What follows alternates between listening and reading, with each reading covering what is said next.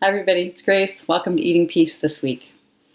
Lately I've been doing the work with a lot of people on a very simple, it's like going back to basics idea that occurs and appears for people over and over again when it comes to compulsion and comparison of the body. Eating compulsion, it comes right out of this.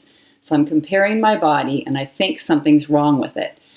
So common, the body is too fat. I weigh too much. My belly is too flabby, my thighs are wrong. Something's wrong with my body. And you see the body parts and even judge them.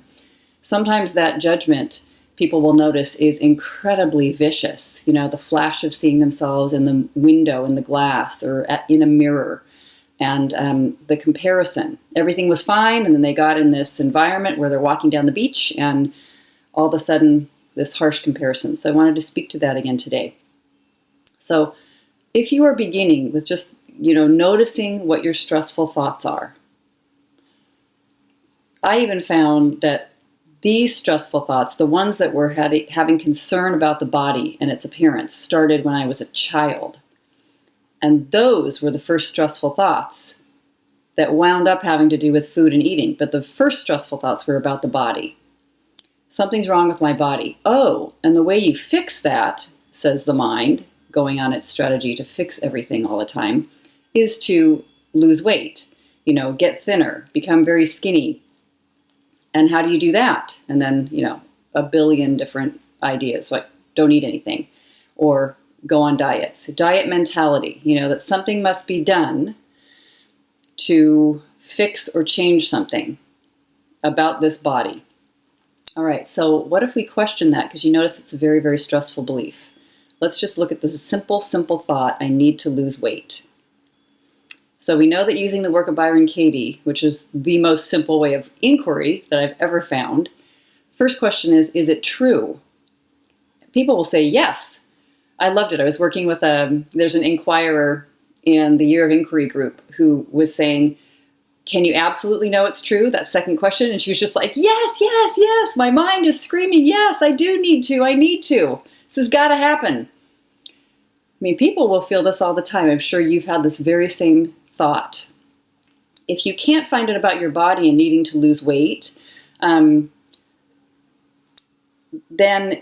people will have this thought about they need to stop doing some sort of behavior. Like if you're here watching this because of a compulsion or a compulsive behavior that doesn't have to do with weight and eating, same type of thought, I have to stop doing this thing. I just got to stop. And it's like a screaming thought. It's so stressful. So if you ask the questions, is it true? Can you absolutely know with no shadow of a doubt that it's true you have to do this thing? It'll just scream, well, yes, of course. What? Okay, so let's go to the third question. How do you react? What happens when you believe this is true? When you believe I have to lose weight or I have to stop doing this thing, what happens? Oh my gosh, almost like a rage in the body, a determination, a feistiness, an intenseness, beyond feistiness. It can also move into depression, apathy, hopelessness, powerlessness, even just like this heavy, depressed feeling of this has been going on for so long. I've had this thought forever. The first time I ever had this thought, I was 8 years old. This kind of, just why don't I stop if I keep having the thought? So you just see the pain and stress and agony about having the thought. And even then on top of that thought, you've had this thought before. Why aren't you listening to me? The voice. The next question, who would you be without that story? Who would you be without that thought? What would that be like? Here's an interesting thing that I bump up against when I'm inquiring with people or facilitating them that you might notice has happened for you. So who would you be without this story? I need to lose weight. I need to stop this behavior. People will think, Mike, I can't not have the thought. I have to have that thought. I don't care if it's stressful. I don't care if it's a violent thought. I must have it. Very frightening not to have it. What'll happen if I don't have it? If I didn't have the thought I need to lose weight, I would stuff my face and eat from, across the entire country. I've never stopped eating for my entire life. I'll be 95 years old and as huge as a whale. It's just very, very dramatic, and is almost as if there's no other way to stop oneself except violence, violent thinking and a violent thought. This can't go any direction. This can't be good, and it has to be controlled. We have to set up the military, we have to build walls and make lots of borders and parameters. We have to write a list of the laws. We have to put yourself in jail, like going to a spa or something, a weight loss place where you're controlled. It's just watching the sense of that part of me is out of control and must be controlled. So I have to have this thought. Now, let's just question that. I have to have this thought that I need to fix this problem. If I didn't have the thought I need to fix this problem, I just have worse and worse and worse of a problem. Is that actually true? Here's what's interesting is you can't erase, I need to fix this problem. Here that appears, that becomes an awareness. It's not like you're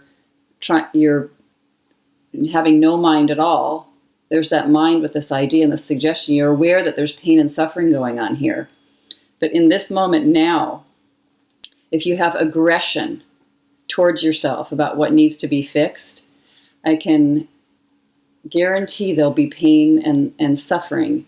And there is something really powerful about a middle balanced way so that you are not striking out on an incredible determination that you have to hold on to tight with both fists closed.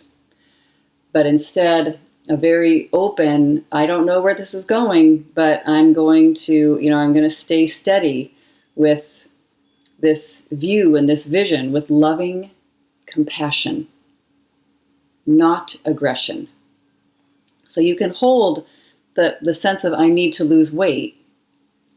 Who would you be without that thought, without the feeling of rage about it or upset or it's not going right, not going well, I can't do it right, there's something wrong with me, without any of that stuff happening. Just like, oh, I need to lose weight. Huh, it's a good idea. Maybe even like that. So I've just had some questions because I know we've been talking about this with body image and body and the ideas that our mind comes up with for fixing a problem. Very interesting to just imagine, what if it's not required to fix it right here in this instant? What if this was your last day on planet Earth? And you just lived with as much ease and presence and peace, and you questioned your thoughts. You remembered to ask, is it true, when your mind came up with its shenanigans and different ideas? I know, do this. And you just kind of like let yourself relax and be in the most middle pathway, like a loving, kind, centered pathway. How do you think you would eat that day if you had that sort of approach and you just didn't think, I need to lose weight right now, but you just said, I need my thinking to lose weight? What if you lived that turnaround? My thinking needs to lose the weight. It's so weighted and so serious and so heavy and so, burdensome and depressing to have this thought and this endless reaching but not quite doing it, the thing I want to do. How about if I just live today with a very deep self-acceptance, and I felt loving and kind of an unconditional positive regard, an unconditional sense of love for the self and for this body and what it's appearing like in this particular moment. Can I even find advantages for it showing up the way it does right now? Is there a very, very good reason for it? And I don't mean to find a bunch of stressful reasons for it, like, yeah, you deserve to have it showing up this way because whatever it is. But just, this is sweet, like that nature and reality works in this particular way, and here's your body, and why not? Why not have it be like this today? Are you sure that will prevent you from happiness? The experience of today and coming back more to this moment, just being here now, is so relaxing and so profoundly out of control in a way There's no fixing and no adjusting and no moving into, all that needs to be fixed, for better, lack of a better word there. But it's just, what if that's not required in this moment for happiness? It's almost as if there is some part of the human condition in all of us that can hold that there's a lot of suffering here, and there's things that don't seem right, and there's things that are a little off or way off, and hard things happen, difficult things happen, and we're still here anyway. Still here in this moment without aggression, without needing to control anything, even open to the idea that I'm not in control and I'm not the one doing this and setting this up, and I don't have to run the whole show all by myself with the whole weight of it all on my shoulders. So it's a much more open-handed approach. And it brings you back to today. How do you think you would be more likely to lose weight if you felt sort of kind and gentle, even like maybe even being able to look at yourself in the mirror and say, you're okay. You're doing pretty great. I love you, to yourself? Or if you had a knife and you were going to stab the image in the mirror with it, poke at it and try to run it and control it and beat it down and make it go to the gym at 4 o'clock in the morning or do crazy things, right? How do you think it's more likely to lose permanent weight? Stressful thinking. It's to relax. There are things to do to notice what takes you out of a stressful, peaceful, balanced way of eating and moving in your body today. And so begin to notice those. I always say, write everything down in a journal. Begin to notice when you move out of, if you've got this idea about, I want to lose weight, what are you doing today, only today? What are you doing that sabotages or takes you out of that orientation or away from that goal, seems to be moving away from it rather than toward it? What is it that you do? What happens? What's going on in the mind at that moment? Those are your clues. Those are the most incredibly powerful golden clues, because those are the reasons you're stopping. They become more important to the fears or the worry or the avoidance or the whatever that appears becomes more important than this I need to lose weight idea. And so they're very powerful and important to look at without really trying to fix anything. What an interesting, weird paradox. But it's possible to do it. I'm not trying to fix anything today. Can't really fix anything, but I can walk with a peaceful stillness.